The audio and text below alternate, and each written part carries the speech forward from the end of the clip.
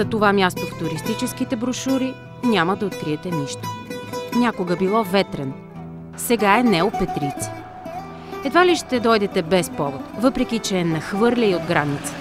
България е от другата страна на билото с генераторите.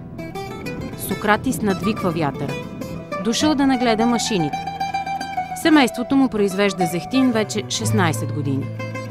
Научил се с поглед да разпознава от каква маслина, какъв зехтин ще излезе. Бизнесът е сезонен. Имат работа само 2 месеца в годината, на есен, когато са готови маслините. После чакат следващия сезон. Сократис има предостатъчно време да ни покаже градчето. Разпитва за България и как се справяме с кризата. Започнал е да учи езика ни. Замислил се е за търговия у нас. По-ниските данъци, а и гръцки компании вече са в България. Търси варианти да оцелее. Преди години отворил склад за строителни материали. Но после го затиснала кризата. Катастрофално. Катастрофално е положението. Може да ви звучи пресилено, но е така. Наскоро си говорих с приятел на баща ми, 70 годишен човек. Каза ми, че след като го ударила кризата, започнал да говори на сън. Работата в строителния склад спаднала наполовина. Съкратили персонала, сега работят само с баща му. Разбира се, ако не е време за следобедния сън. Някои навици тук ревностно се пазят. А на чаша кафе Сократис е откровен. Всичко се обърка, всичко се обърка, всичко се обърка. Фамилната гордост виси на стената. Дядото докарал първия рейс в селото. Сестра му е журналист в Атина. Брат му – професионален баскетболист в Серес.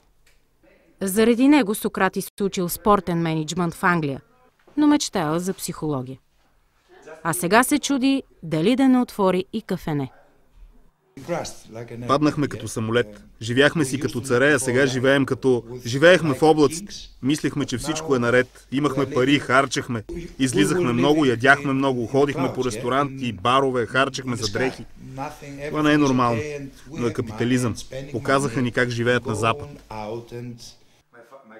Не крие яда си. Говори за притеснение и разочарование. И обвинява политиците в Атина, политиците в Европа, гърците, себе си. И какво правим сега? Седим и чакаме. Какво чакаме? Никой не знае. Седим и гледаме телевизия, за да чуем какво ще ни кажат. Ей, това правим. Дали заради студа или обедното време, но в неопетрици сякаш сме само ние и търпеливият зързавачия. Ремаркето му е все така пълно. Тягостното усещане се е настанило удобно. Свободните места са навсякъде. Глухи улици, тихи кафенета.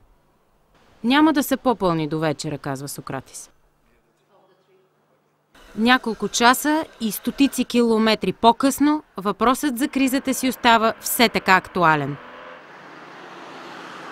В един от тихите квартали на Атина се намира модерна частна клиника. За доктор Евангелос Гакис денят ще приключи най-малко след 3 операции. Той е ортопед. Един от 3 в цяла Гърция, който прилага минимална инвазивна хирургия при смяна на стави. Учил е в България при професор Карагьозов и до днес са приятели. После е специализирал в Харвард и Виена. Доктор Гакис не се оплаква. Работи много, въпреки че частният здравен сектор в Гърция отчита спад почти наполовина. Диагнозата му е категорична. Гърция е в реанимация на системи, а изходът неясен. Ние последните 15-20 години сме свикнали да консумираме много повече, отколкото произвеждаме. Искам само да ви кажа нещо. Погледнете тук в това помещение. 50% принадлежи на Меркел. Под Меркел разберете Европа. Ние толкова време произвеждахме 40-50% от това, което консумирахме. Дойде времето повече да не взимаме тия пари, които са ни давали. Но има още хора, които това не го разбират. Това е проблем. Още се стоим зад пръста и мислиме, че другите не ни виждат. Заплашени сме от банкрут. В опасност сме да ни изхвърлят от Европейския съюз, еврозоната и еврото. Имам репутация на оптимист и приятелите ме питат, как виждаш нещата? Отговарям, 50 на 50. Не съм убеден, че ще успеем в това начинание.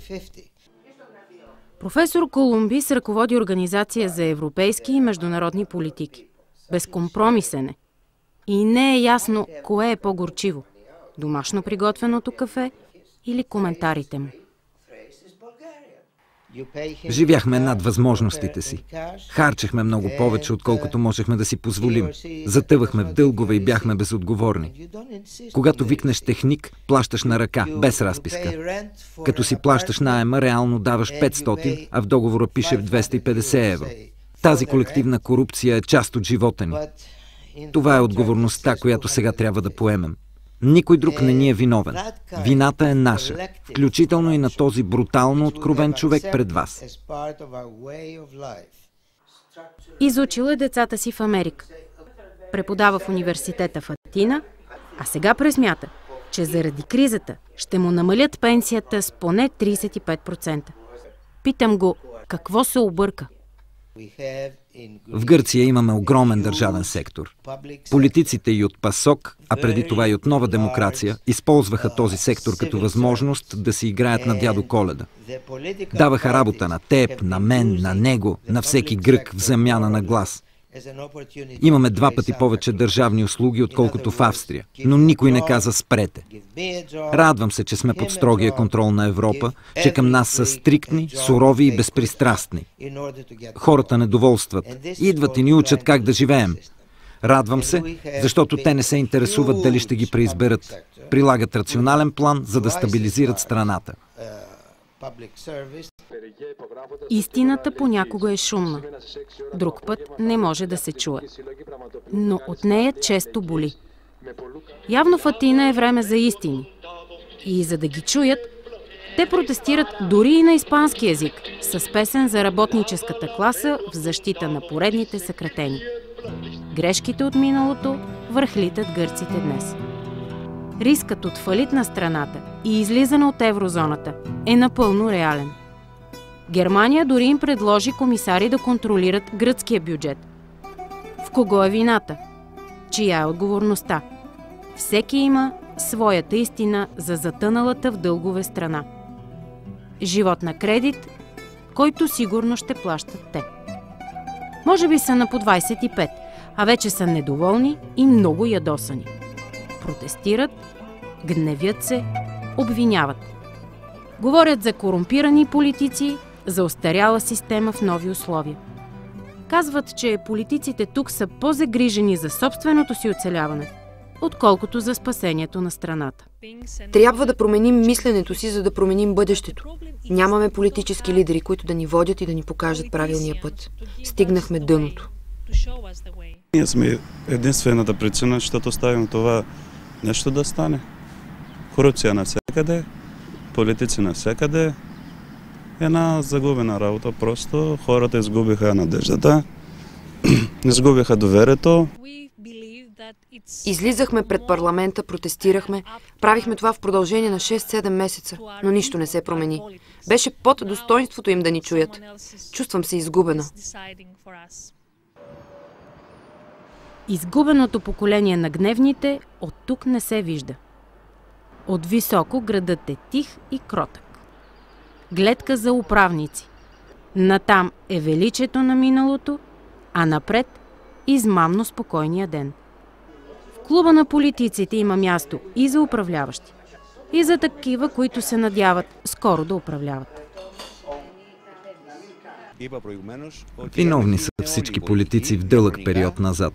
Виновни са и гражданите, които все искаха повече. Виновни са и синдикатите, които за да оцеляват и събират влияние, искаха повече и повече.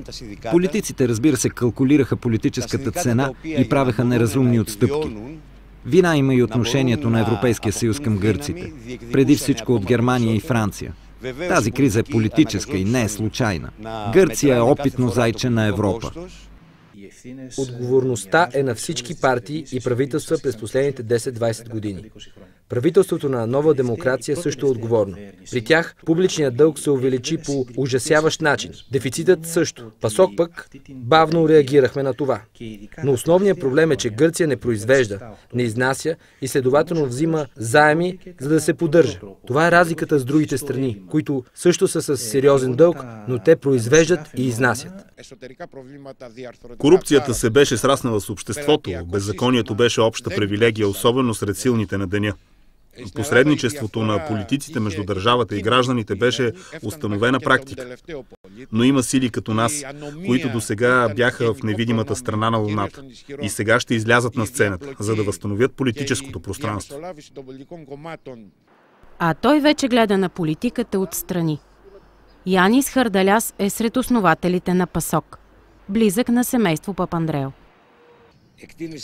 Голямата грешка в ПАСОК е, че през целия дълъг период на управление не успя да създаде добро производство, работеща индустрия. Повече се концентрирахме върху околния живот, а не върху усилията как да запазим този жизнен стандарт. И сега сме в безизходица. Икономическа и политическа. Гърция изживява криза на ценностите. Хардаляс има толкова приятели в България, колкото и бизнес интереси в тютюневия бранш у нас. Съветът му важи колкото за гърците, толкова и за българите. Трябва да се произвежда. Работещи предприятия. Това ще ни изведе от кризата. А не мисълта за консумация, за ранно пенсиониране, как да се взимат пенсии за инвалидност и да се запазят привилегиите до трето коляно. Производството ще ни спаси. Затова излязох от политиката през 93-та, защото още тогава водех тази битка, но бях победен. Когато влязохме в еврозоната, за нас беше голяма победа и задоволството създаде измамно чувство на сигурност. Вече сме в еврозоната. Нищо не може да ни се случи. Изобщо не разбрахме, че да си в еврозоната няма никакво значение, ако икономиката ти е слаба. През 80-те години произвеждахме 80% от храните, които консумирахме. Сега произвеждаме едва 10 на 100.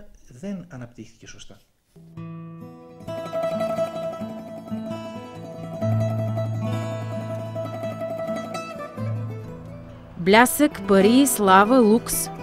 Това е професионалният свят на Елени. Тя организира светски събития, модни дефилета, филмови продукции. Но разбирам, че кризата не е пощадила дори бизнеса със суетата. Охладила е щедростта на рекламодателите. Елени е завършила финанси в Англия. Атанасиус – кинезитерапия в България. На крайбрежната Фатина бъдещето им изглежда неясно. Отсреща са Егина и Пирея, но признават, че гледат надалеч, към чужбина. Ако иска някой да дойде да живее тук, ще му дам 800 евро или 1000 евро. И да дойде да живее тук за един месец в Атина. И тогава да дойде да ми каже с тия пари какво можеш да правиш, какво не можеш да направиш. 1 литър мляко вече струва колкото струва 1 литър бензин. Имаме приятели с големи семейства, с още по-големи сметки за плащане, заеми за къщи, образование на децата, а останаха без работа. Какво да правят? Изгубени са. Няма пазар, няма развитие на бизнеса.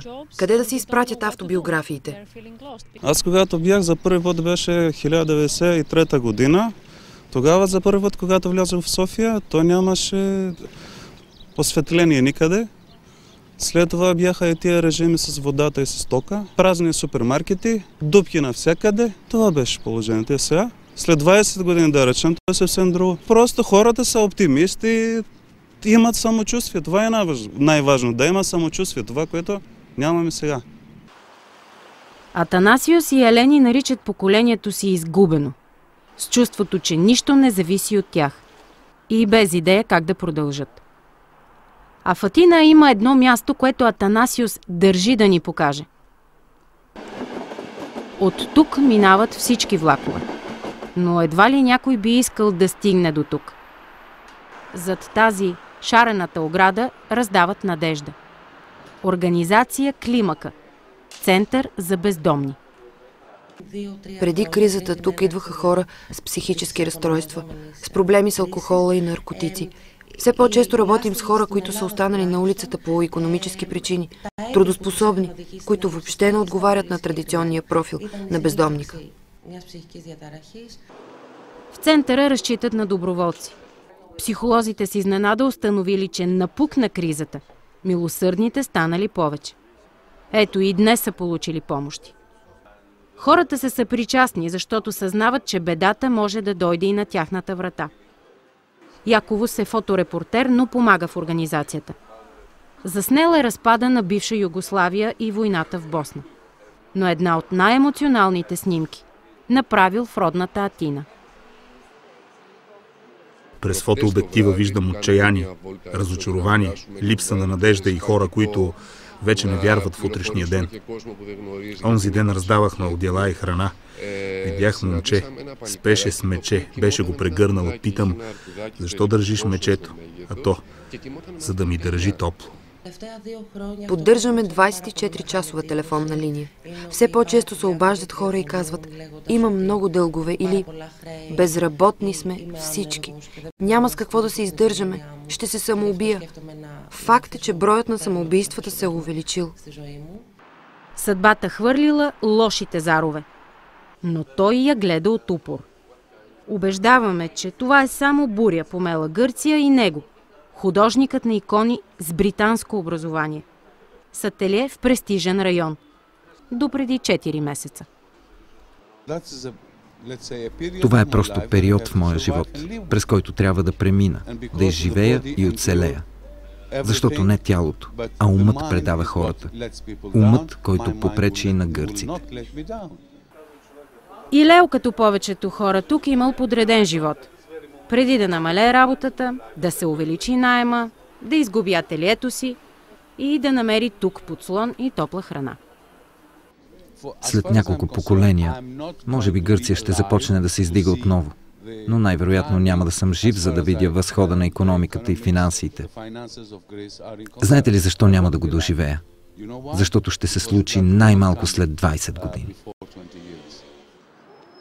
А Европа иска от гърците още съкращения, още орязани разходи за отбрана и здравеопазване, да се закрият излишните държавни компании, да се орежат драстично заплатите, да се затегнат максимално коланите. Разбирам, че гърците си измислили термин за това – побългаряване. Побългаряване. Какво означава? Да стане Гърция в момента да спадне нивото на заплатите на България на 150, 200 евро. Това естествено е обидно и за България. Опласват ни европейците, че трябва да ни побългарят. Вярвам, че това не е правилно. И те носят вина за това, че са дали толкова много пари на едно незряло общество. Кой не иска да прекарва добре? Кажете ми. И аз, ако ви давах пари, стяхте да ги изхарците. Може да ги спестите, но повечето хора, които не са зрели, и гръцкото общество не е било не беше зряло общество, ги изхарци. Много гърци казват: коя е Меркел, че да ни хвали или наказва? Меркел ръководи държава, която няма никакви заеми, която може да вземе заем без никаква лихва, а нашите облигации са равни на 0. Най-добре е да се вслушаме. Тези дни един гръцки журналист написа: ако не сменим курса след 5-10 години, българските заплати няма да са нежелан сценарий, а цел, която да достигнем.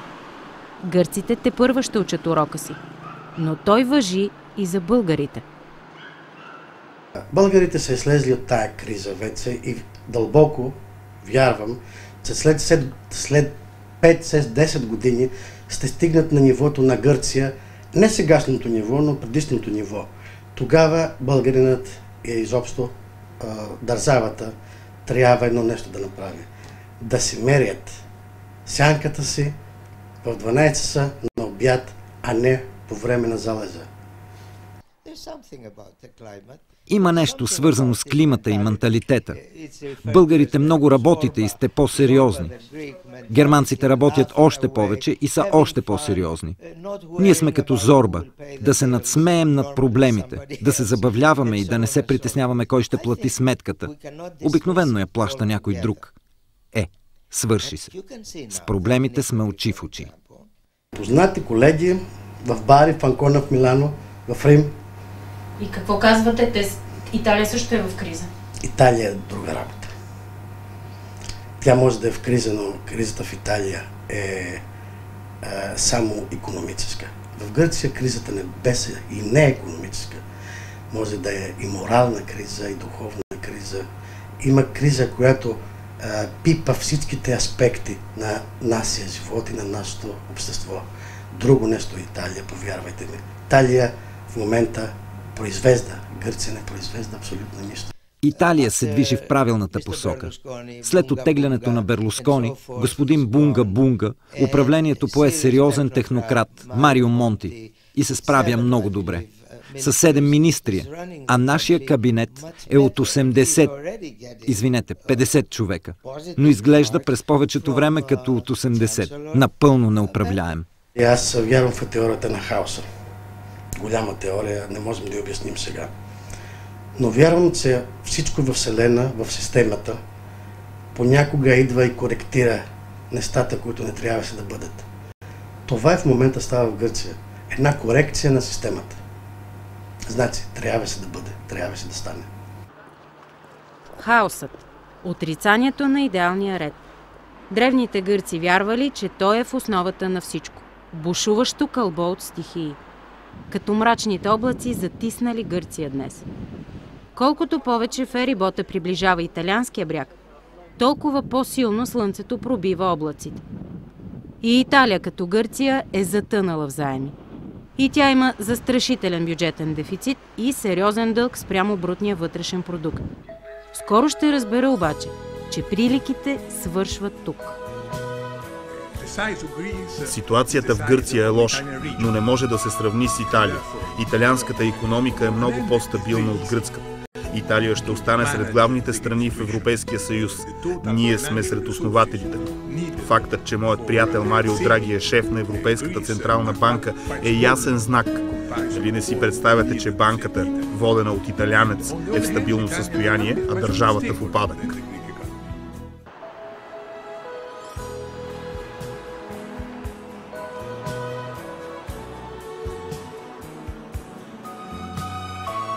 Самочувствие по-италиански, но доколко е оправдано. Една легенда разказва, че когато през 590 година чумата сеяла смърт наоколо, папа Григорий Велики видял знак над крепостта. Архангел Михаил прибрал меча си в ножницата. Било краят на бедствието. Но какви знаци четат днес италианците? Рим е вече не само с историята и красотата си, но и с проблемите и грешките си. Майка му е италианка, баща му чилиец. Интересува го всичко за Европейския съюз. Завършил е политология в Рим, но политиката не го блазни, въпреки че е правнук на чилийски президент. Свидетел е на ценен урок. Как Европа оцелява при криза на доверие? Проблемът е, че и ние, като гърците, сме си позволили да живеем с по-висок стандарт, отколкото действително сме имали. Много се говори за италианското икономическо чудо след Втората световна война. Сега виждаме, че е ставало въпрос не за чудо, а за трупане на благосъстояние, за което сега трябва да се плаща. Кризата нахално наднича в прозорците на италианците и те не губят време. Гребат с усърдие срещу течението. Само за няколко месеца приложиха реформи с твърда ръка. Либерализация на сектори, бюджетни икономии, план за стимулиране на икономиката, по-високи цени на горивата, нови данъци. Правителството на Марио Монти е като ограничител. Прави това, за което предишните политици нямаха смелост. Берлускони беше като капитана, който избяга от кораба при катастрофата. Постъпка на страхливец. Истинският въпрос е, кой ще плати? За жалост, бедните плащат повече данъци, отколкото богатите. Дали Монти ще събере смелост да накара богатите да си платят? До голяма степен богатството им е от неплатени данъци. Опасявам се, че за това няма решение. Лорето – малко градче с голяма слава на религиозен център. Второто място за поклонение след базиликата Свети Петър в Рим. Тук ангелите донесли от Назарет къщата на Дева Мария, Санта Каза на черната Мадона. Но и на богоугодните места просто смъртните имат проблеми. Разбираме го в избата на фамилия Гарофоли. 5-то поколение винопроизводители. Ето тук отлежава гордостта им. Вино от специфичен сорт грозде. Не вино, а страст, поправяме Дария. Тя се грижи за износа в 52 държави от Азия до Европа. Мислят и за българския пазар, но заради кризата свили разходите. Заможните италиански семейства, особено в района на Милано, откъдето съм аз, имат навика всеки месец да спестяват. Банките казват, няма пари и хората заделят. Обикновено ги мушкат под дюшека, нали никой не вярва сега на банките. Дария е убедена, че кризата е здравословна, че ще превъзпита младите. Като малка й давали джобни за 3-4 дни. И така се научила да работи. Кризата е нещо много лошо, но необходимо. Харчихме много за глупави работи. Не осъзнавахме, че има важни неща, за които трябва да помислим, вместо да купуваме по 10 чифта обувки. Те със сигурност нямат нищо против да се купува с повече, но клиентите намалели. Така от магазин за луксозни обувки бързо се преориентирали в обувки за всеки джоб. Произвеждат дори своя линия. Всичко в името на оборота. По телевизията гледах за Гърция. Ние в Италия сме по-добре, но по телевизията непрекъснато повтарят криза, криза, криза, криза, криза. И малкото, които идват да купуват, се спират. Това си е истински информационен тероризъм. Кризата от телевизията, казват в Лорето. Тези дни разбрали от новините, че и рибарите стъчкували. По крайбрежната почти нищо не работи. Тълпите с туристи ще дойдат с пролетта, а ресторантите ще отворят чак при вечер. Кризата от новините е повод за раздумка с приятели на ароматни брускети и вино. За тази криза ще си платим ние, средната класа и под нея. Богатите ще платят най-малко. За политиците няма какво да говорим.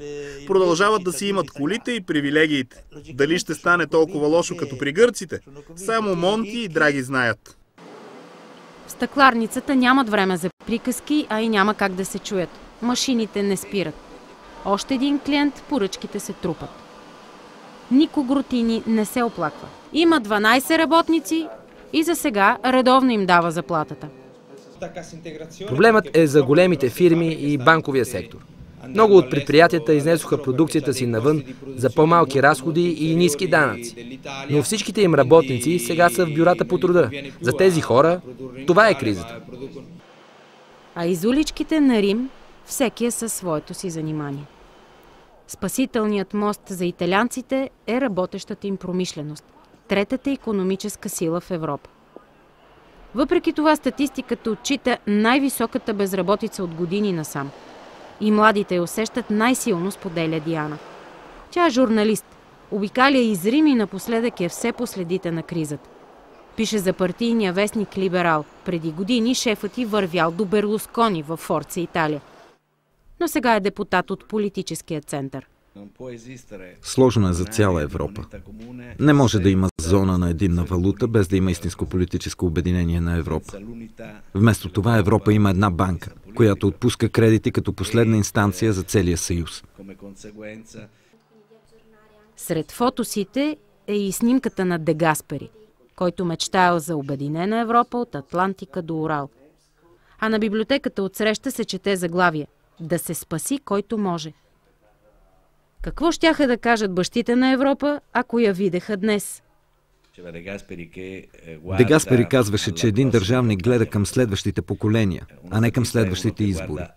За съжаление, в Европа много лидери гледат само към изборните кампании. Не искам да си представям свят, в който Европа е разделена. Ако това се случи, последствията ще бъдат ужасни и за България, и за Гърция, и за Италия. Както се казва, too big to fail. Прекалено голям, за да бъде оставен да банкротира. Не вярвам Европейският съюз да се провали, да изчезне. Без съмнено Европа ще надживее кризата, но ще бъде трудно. Площад Барберини. От едната страна е Вия Венето, прочута със сладък живот на Фелини. До нея е никому неизвестната улица на пречистването. Символите на вечния град с вечните грешки на хората. В Италия вярват, че небето все повече ще се прояснява и не им харесва да бъдат сравнявани с гърците. На гърците пък изобщо не им се говори за другите. Едва виждат собственото си бъдеще. И в Италия, и в Гърция обаче е време за истини. Говорят за кризата като за необходимото зло, оздравителната промяна. И може би онзи бездомен художник ще се окаже прав. Каза ми, че съдбата ни я пише друг, но от нас зависи как да преминем през нея.